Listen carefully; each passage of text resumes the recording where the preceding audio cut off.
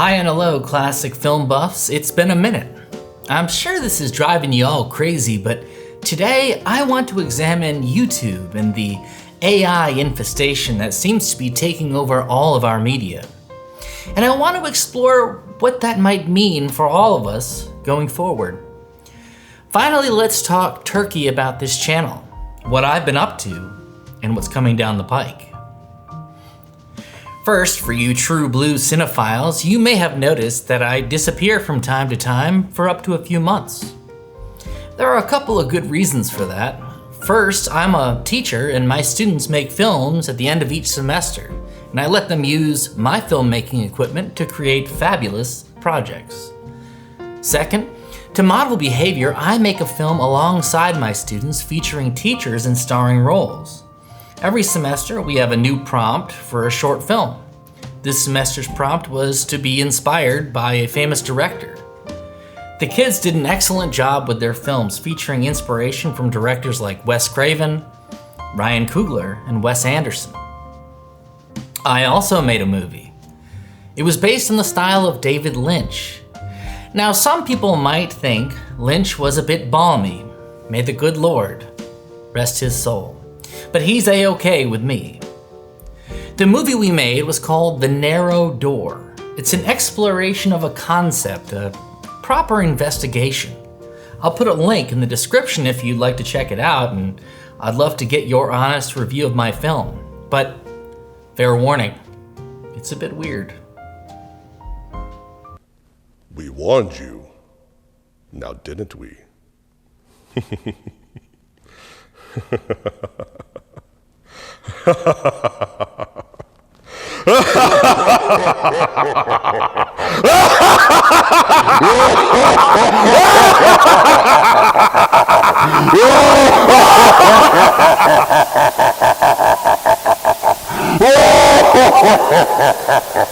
Next, we need to talk about AI and YouTube.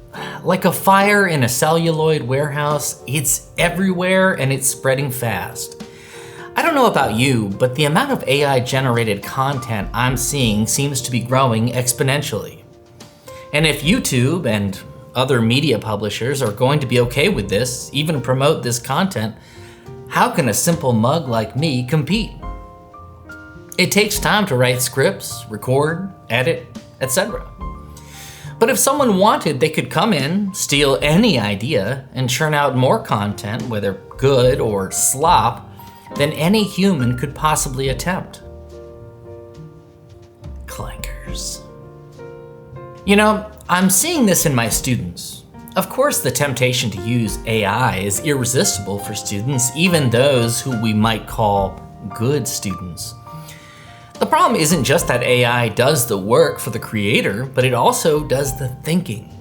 I'll throw out a prompt and written assignment, the writing to be only about a paragraph long, where I ask the students what they think about X variable in a story or a poem. There's no wrong answer. It's just, what do you think? And I see students exporting even that effort to AI, to the point that I see my students struggling to really think through much as it feels taxing to them. Also, side note, we need to somehow ban young people and students from accessing AI models. It's too dangerous, in my opinion, for their development. But hey, what are adults but hairier high school students? We're not much better. I see adults unable to watch a movie without simultaneously scrolling on their phone. By the way, if you do that, you're not watching the damn movie. Stop it. Get some help. Anyway, we are all under the temptation to export our creative and thinking efforts to AI, but where might this lead? Will thinking become like navigating without GPS? Will we all be absolutely helpless? Seriously, when was the last time you wrote a couple of pages of your own thoughts? On anything? If you haven't, try it. It's fantastic. All of this makes you wonder what movies, television, and social media are going to look like in a few years. I'll tell you one thing I would love is an AI on-off switch on my various media and social media accounts. If you had that switch on YouTube, would you turn it off or leave it on? Let me know what you think in the comments. But the reality is that AI-generated content will overwhelm real human-made content on YouTube, Spotify, and any other media source before we know it.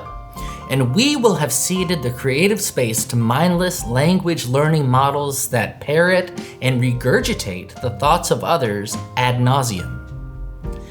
But I promise this.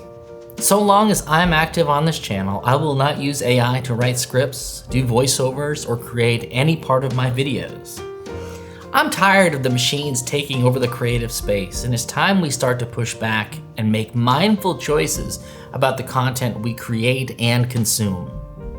With that in mind, consider liking and subscribing to this channel. So what's coming down the pike? Well, I'm looking to double down my efforts on reviews, video essays, theories, and shorts about classic films. Don't miss out on any properly human-generated upcoming videos. But I want to hear from you. What would you like to see? What films would you recommend for review? And what's an investigation into classic films that you'd like me to tackle? Thank you for watching. This is the Classic Film Detective, signing off.